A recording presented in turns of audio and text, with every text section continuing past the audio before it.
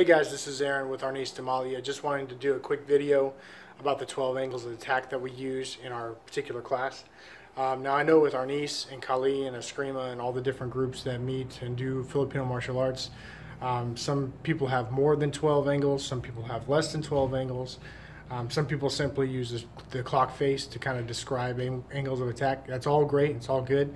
It's all meant to accomplish the same purpose. It's a abstract way of kind of dealing with a literal problem, right? So attacks and angles come in and you want to be able to deal with them, and so we come up with a good system of angles of attack, of ways that we can systematically kind of work through all the different ones. For example, like a instructor may call out a particular number and says, you know, that he wants you to do this off of that particular number.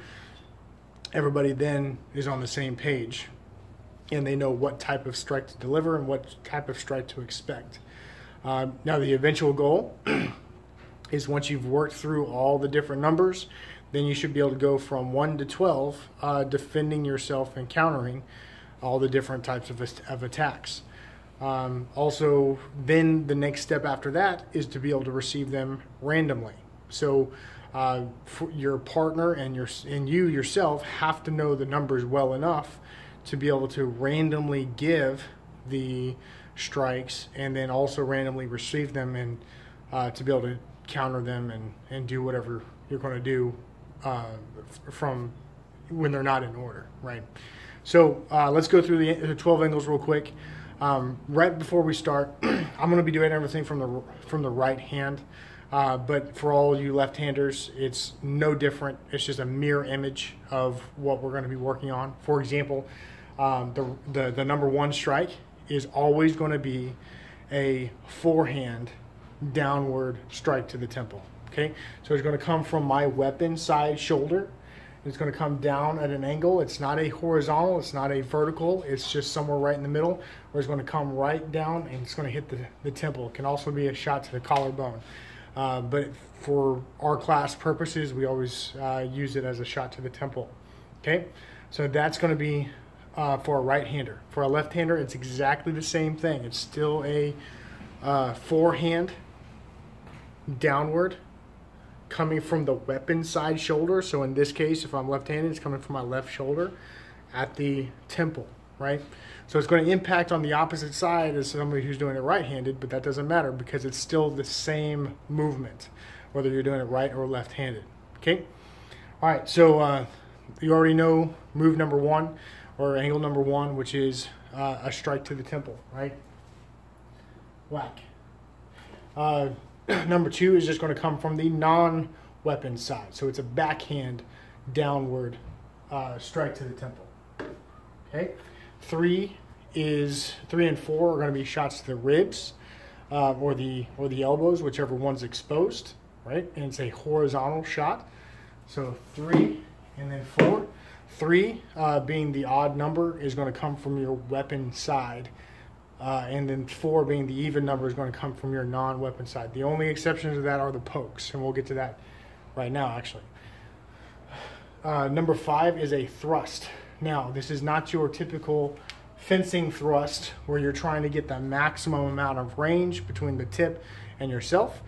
This is the Filipino arts thrust, mainly coming from the time whenever the Filipinos fought with the Spanish and they had the big breastplates that would cover their chests, and they would try to go up underneath the armor and then come up at an angle so that they could come and, you know, mess up with all the goods. And so on my opponent here, I might even come and grab behind the head and then come and deliver my thrust.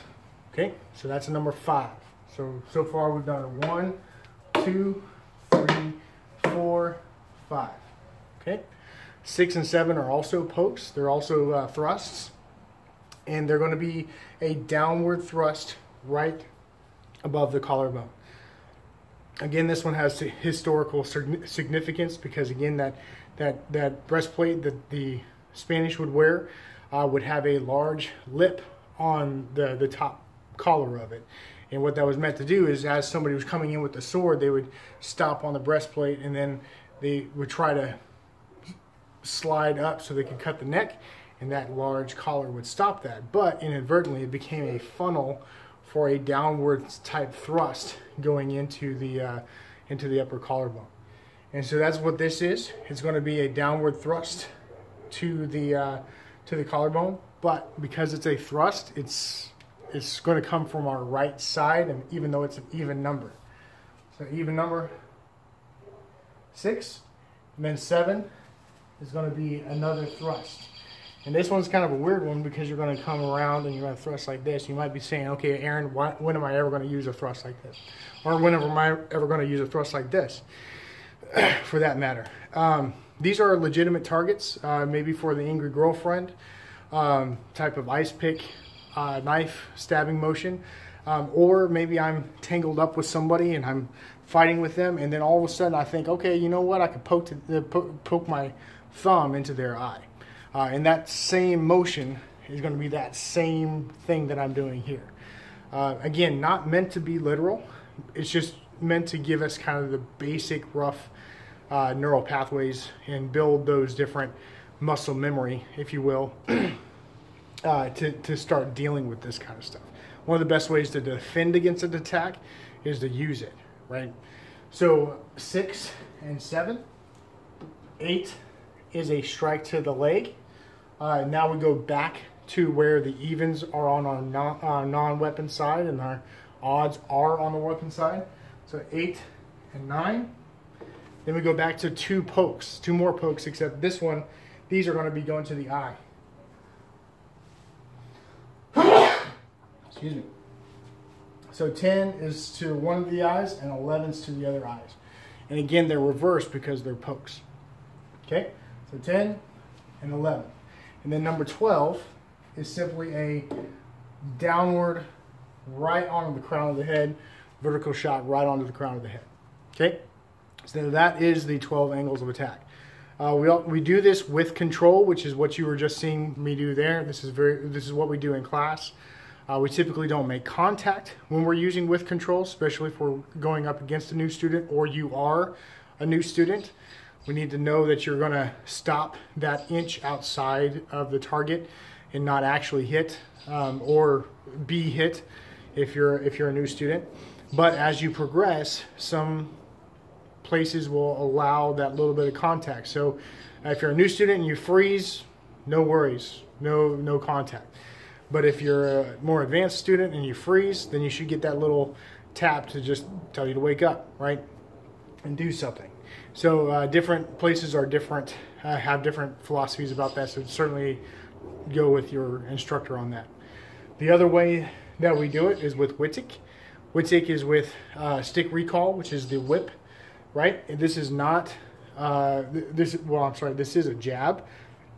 It's not meant to have any kind of power behind it, because what you're trying to do in this particular case is you're trying to get them to have to deal with a strike without committing with your hips or your body weight, right? So that it should be a very fast 1, 2, 3, 4, 5, 6, 7, 8, 9, 10, 11, 12, right? So you should have a good way of recalling the stick and pulling it back, right?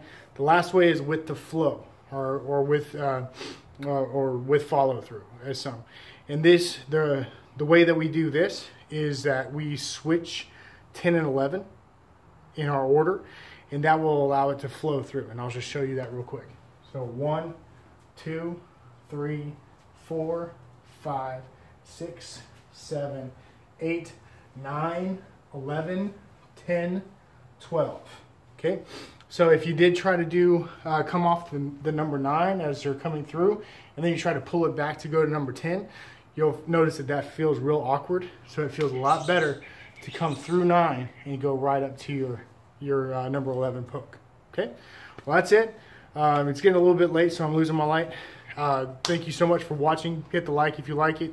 If you don't like it, don't hit the don't like. And then subscribe if you want to see more videos. So, as always, have fun playing and training, and always keep it real. Thanks.